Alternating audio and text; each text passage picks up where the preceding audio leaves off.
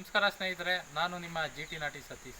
ಈ ದಿನ ನಾವು ಅಡುಗ್ನಳ್ಳಿಲಿ ನಮ್ಮ ರೈತರೊಬ್ಬರು ನಾಟಿ ಕೋಳಿ ಸಾಕ್ತಿದ್ದಾರೆ. ಹೇಗೆ ಸಾಕ್ತಿದ್ದಾರೆ ಅಂತ ಕೇಳೋಣ ಬನ್ನಿ. ಸರ್ ನಮಸ್ಕಾರ. ನಮಸ್ತೆ ಸರ್. ಈ ನಾಟಿ ಕೋಳಿ ಯಾವಾಗಿಂದ ಸಾಕ್ತಾ ಇದ್ದೀರಿ ಸರ್? ನಾವು ಒಂದು 2 ವರ್ಷದಿಂದ ಸಾಕ್ತಾ ಇದ್ದೀವಿ ಸರ್. 2 ವರ್ಷದಿಂದ ನಾಟಿ ಕೋಳಿ ಸಾಕ್ತಾ ಇದ್ದೀರಾ? ಮತ್ತು ಈ ಮೊದಲು ಏನಾರು ಮಾಡ್ತಿದ್ರಾ ಇಲ್ಲಿ? ಈ ಮೊದಲೇ ನಾವು ಒಂದು 5 ವರ್ಷ ಗ್ಯಾಪ್ ಇಲ್ಲಿ ಇರಲಿಲ್ಲ, ಬೆಂಗಳೂರಿನಲ್ಲಿದ್ದೆ. ಹಾಂ. ಯಾಕೆ ಈ ನಾಟಿ ಕೋಳಿ ಸಾಕಬೇಕು ಅಂತ ಅನಿಸ್ತು? ಅಂದರೆ ಬೈಲಲ್ಲೇ ಸಾಕ್ತೀರಾ?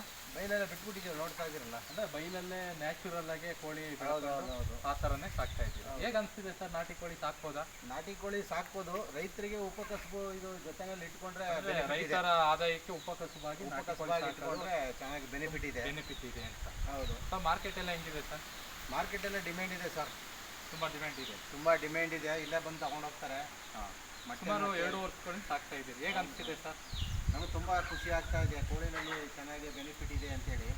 ರೈತರಿಗೆ ಏನು ಹೇಳ್ತೀರಿ ಸರ್? ರೈತರಿಗೆ ಹೇಳೋದೇನಪ್ಪ ಅಂದರೆ, ಒಂದೇ ಕಸಬನ್ನ ಯಾರೋ ನಂಬ್ಕೊಂಡು ಜೀವನ ಮಾಡಬಾರ್ದು. ವಾಣಿಜ್ಯ ಬೆಳೆಗಳ ಜೊತೆಗೆ ವಾಣಿಜ್ಯ ಥರದ ಒಂದು ಚಟುವಟಿಕೆ, ಆಡು, ಕುರಿ, ಕೋಳಿ ಈ ಥರ ಏನಿದೆ ರೈತರು ನಿಜವಾಗ್ಲೂ ಆತ್ಮಹತ್ಯೆ ಮಾಡ್ಕೊಳ್ಳೋ ಅವಶ್ಯಕತೆ ಇಲ್ಲ. ಮಿಶ್ರ ಬೆಳೆ ಬೆಳೆಯುವ ಮೂಲಕ ರೈತರು ಆದಾಯವನ್ನ ಗಳಿಸಬಹುದು. ಹೌದು, ಯಾಕೆಂತಂದರೆ ರೈತರು ಸಾಮಾನ್ಯವಾಗಿ ಒಂದೇ ಇದ್ರ ಮೇಲೆ ಯಾರು ಒಂದು ಏನು ಮಾಡ್ತಾರೆ ಎಲ್ಲ ಅದ್ರ ಮೇಲೆ ಹೊಟ್ಟೋಗ್ಬಿಡ್ತಾರೆ. ಹಂಗಾಗಿ ಏನು ಮಾಡ್ತಾರೋ ಅದನ್ನೇ ಕಲ್ಟಿವೇಟ್ ಮಾಡ್ಕೊಂಡು ಹೋಗ್ತಾರೆ. ಹೌದು. ಹಾಗಾಗಿ ಮಾರ್ಕೆಟು ಡೌನ್ ಆಗ್ತದೆ. ಹೌದು. ಜೊತೆಗೆ ಸರ್ಕಾರದ ಗುರುತಿಸಿ ಒಂದು ಕೆಲಸನ ಟ್ರೈನಿಂಗ್ ಕೊಟ್ಟರೆ, ಆಯಾ ಕ್ಷೇತ್ರವಾರು ಟ್ರೈನಿಂಗ್ ಕೊಟ್ಟು ಮಾಡಿದ್ದೆ ಆದರೆ ತುಂಬ ಜನ ರೈತರು ವ್ಯವಸಾಯಕ್ಕೆ ಆದಾಯ ಮೂಲ ನೋಡಿ ತೊಡಗಿಸ್ಕೊಳ್ಳೋಕೆ ಪ್ರಯತ್ನ ಪಡ್ತಾರೆ. ಈಗೇನಾಗ್ತಾ ಇದೆ ಅಂದರೆ, ಆದಾಯ ಇಲ್ಲ ಅನ್ನೋ ಕಾರಣಕ್ಕೆ ಎಷ್ಟೋ ಜನ ಗಾರ್ಮೆಂಟ್ಸ್ ಹೋದ್ರು 15,000 ಕೊಡ್ತಾರೆ. ಇಲ್ಲೇನ ಮಾಡೋದು? 100 ಮಟ್ಟೆ ಹುಳ ಸಾಕಿದ್ರು ಖರ್ಚೆಲ್ಲ ಕಳೆದು ಉಳ್ಕೊಳ್ಳೋದು 15,000 ಉಳಿಯೋದಿಲ್ಲ ಅನ್ನೋ ಕ್ಯಾಲ್ಕುಲೇಷನ್ ಇಲ್ಲ.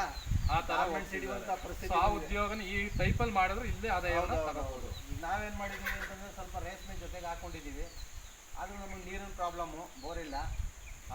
ಬಂದಾಗ ಮೇಂಟೆನೆನ್ಸ್ ಮಾಡಬೇಕು. ಕಾಲುವೆ ನೀರು ಇದೆಯಾ? ಹೌದು. ಸ್ವಲ್ಪ ತೆಂಗಿದೆ, ತೆಂಗಿನ ಆದಾಯ ಜೊತೆಗೆ ಕೋಳಿಯ ಆದಾಯ. ಅದ್ರ ಜೊತೆಗೆ ಕೋಳಿಗೆ ನಮಗೆ ನರಳಾಗಿರಲಿ, ಒಂದು ಕೋಳಿಗೆ ಮೆಡಿಸಿನ್ ಆಗ್ತದೆ. ಬಾಳೆದಿಂಡನ್ನ ಕಟ್ ಮಾಡಿ ಹಾಕಿದ್ರೆ ನೋಡಿದೆ ಸ್ಟಾರ್ಟಿಂಗ್ ಬಾಳೆದಿಂಡ ಈ ಥರ ಪುಡಿ ಮಾಡ್ತಾ ಇದ್ರಿ. ಏನು ಇದರ ತತ್ವ ಅಂದರೆ, ಇದರಲ್ಲಿ ಯಥೇಚ್ಛವಾದಂಥ ವಿಟಮಿನ್ಗಳು ಅದು ಇದಕ್ಕೆ ಅಂತೇಳಿ ಅವು ಭಾಳ ಫಾಸ್ಟಾಗಿ ತಿಂತವೆ. ಅರ್ಧ ಫೀಡ್ ಕಾಸ್ಟ್ ನಮಗೆ ಇಲ್ಲಿ ಕಡಿಮೆ ಆಗ್ತದೆ. ಅದೊಂದು ಮತ್ತೆ ಕೋಳಿಗೆ ರೋಗ ನಿರೋಧಕ ಶಕ್ತಿ ಈ ಒಂದು ಬಾಳೆದಿಂಡನ್ನ ಮಾಡಿಕೊಡೋದ್ರಿಂದ. ಹೌದು. ಜೊತೆಗೆ ಒಂದಷ್ಟು ಪಪ್ಪಾಯ ಗಿಡಗಳನ್ನ ಹಾಕೊಂಡಿದ್ದೀವಿ. ಪಪ್ಪಾಯನ ನಾವು ಮಾರ್ಕೆಟ್ ಮಾಡೋಕ್ಕೆ ಹೋಗಲ್ಲ, ಇಲ್ಲಿ ಮನೆಗಾಗುವಷ್ಟು ಬಳಸ್ಕೊತೀವಿ. ಹೆಚ್ಚುವರಿ ಆಗೋಣ ಕೋಳಿಗೆ ಹಾಕ್ಕೊಡ್ತೀವಿ. ಯಾಕೆಂದರೆ ನಾವು 1 kg ಜೋಳ ತರಬೇಕು ಅಂದರೆ 30 ರೂಪಾಯಿ ಕೊಡಬೇಕು. 1 kg ಪಪ್ಪಾಯ ಮಾರ್ತಿದ್ರೆ ರೈತನಿಗೆ 8ರಿಂದ 10 ರೂಪಾಯಿ ಕೊಡ್ತಾರೆ. ಅಲ್ಲಿ 1 kg ಅಲ್ಲಿ ನಮ್ಗೆ ಆಗುವಂಥ ಕಾಸ್ಟ್ ಇಲ್ಲಿ 3 kg ನಾವು ಅಲ್ಲಿ 1 kg ತರೋದು, ಇಲ್ಲಿ 3 kg ಹಾಕಿದ್ರೆ ನಮ್ಗೆ ಅಲ್ಲಿ ಸಮ ಆಗ್ತದೆ. ಅಂದರೆ ನ್ಯಾಚುರಲ್ ಆಗಿ ಮೇವು ಮಾಡ್ಕೊಂಡಷ್ಟು ನಮ್ಗೆ ಆದಾಯ ಹೆಚ್ಚಾಗುತ್ತೆ, ಆದಾಯ ಜಾಸ್ತಿ ಆಗ್ತದೆ ಅನ್ನೋ ಕಾರಣಕ್ಕೆ ಅದನ್ನು ನಾವು ಹಾಕ್ಕೊಂಡಿದ್ದೀವಿ. ಜೊತೆಗೆ ಜಂತುನಾಶಕವಾಗಿ ಪಪ್ಪಾಯವನ್ನು ಅವು ತಿಂದಷ್ಟು ಬೇಗ ಡೆವಲಪ್ಮೆಂಟ್ ಆಗೋದಕ್ಕೆ ಕ್ರಿಮಿಗಳು ಸತ್ತು ಕೋಳಿಗೆ ಡೆವಲಪ್ಮೆಂಟ್ಗೆ ಸಹಕಾರಿಯಾಗಿ. ಒಳ್ಳೆಯದಾಗಲಿ ಸರ್ ನಿಮಗೆ. Thank you sir.